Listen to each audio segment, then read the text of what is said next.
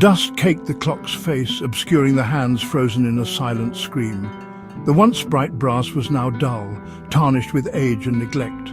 It sat on the mantelpiece, looming over the dusty parlour like a watchful gargoyle. The old house creaked around it, a symphony of settling wood and wind whistling through cracked window panes. The new owners, the Thompson family, were oblivious to the clock's scrutiny. But the house and the clock within it had other plans. And then, ever so slightly, the clock's hands began to move, but the clock, with its faint glow, watched and waited. Its pendulum swung gently, marking the passage of time. The Thompsons, unaware, continued their lives, oblivious to the clock's presence. Shadows danced across the clock's face, hinting at secrets untold. The first sign was a whisper, soft and indistinct, carried on the breeze. It seemed to emanate from the clock, a low murmuring that set Emily Thompson's teeth on edge. She'd pause, mid-sentence, her head cocked toward the mantelpiece. "Did you hear that?" she'd ask her husband, John. John, a pragmatic man, would shake his head, attributing the sound to the old house settling, but Emily felt a chill crawl down her spine every time she glanced at the clock. Its silence was no longer empty. It was pregnant with unseen menace. She swore the hands had moved infinitesimally, but enough to unsettle her. One particularly restless night, Emily woke to the sound of her name, drawn out and distorted as if whispered through a hollow tube. It seemed to come from the parlour. She nudged John awake. "John, there's someone in the house." John, groggy and dismissive, pulled her close. "Go back to sleep, Em. It was just a bad dream." As the days turned into weeks, the strange occurrences escalated.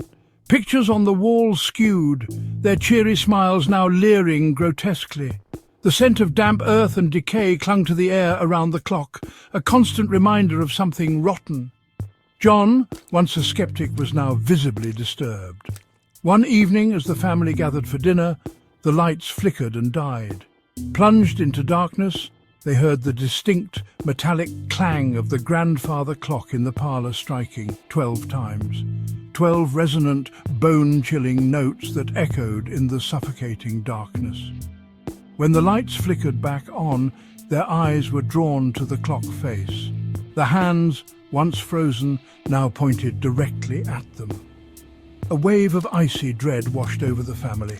The whispers, the smells, the strange occurrences, they were all connected to the clock. Panic seized the Thompson family. They scrambled to escape, their footsteps echoing in the silent house. But as they neared the front door, it slammed shut with an ominous boom. The temperature plummeted, the air growing thick and heavy. John rattled the doorknob, but it wouldn't budge. They were trapped. Turning slowly, they saw the clock's face begin to glow, a sickly green light emanating from within. The whispers grew louder, coalescing into a cacophony of tormented screams. And then the clock began to chime. 1, 2, 3.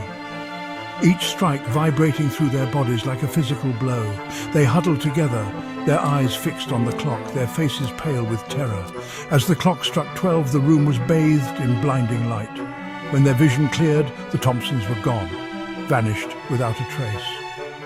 The only sound in the house was the steady ticking of the grandfather clock, its hands moving once more, forever marking time in that cursed house.